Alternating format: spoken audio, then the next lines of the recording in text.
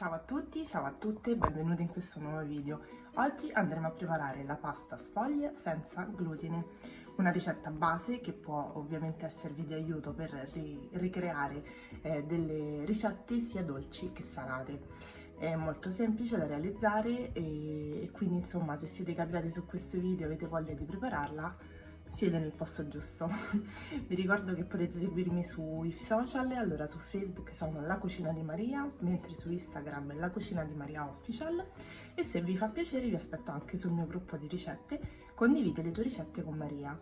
Vi ricordo sempre comunque di attivare la campanellina perché purtroppo i video non arrivano, quindi quando vi iscrivete attivate la campanellina per non perdere tutti i video. Vi mando un bacione grande a tutti e ci vediamo al prossimo.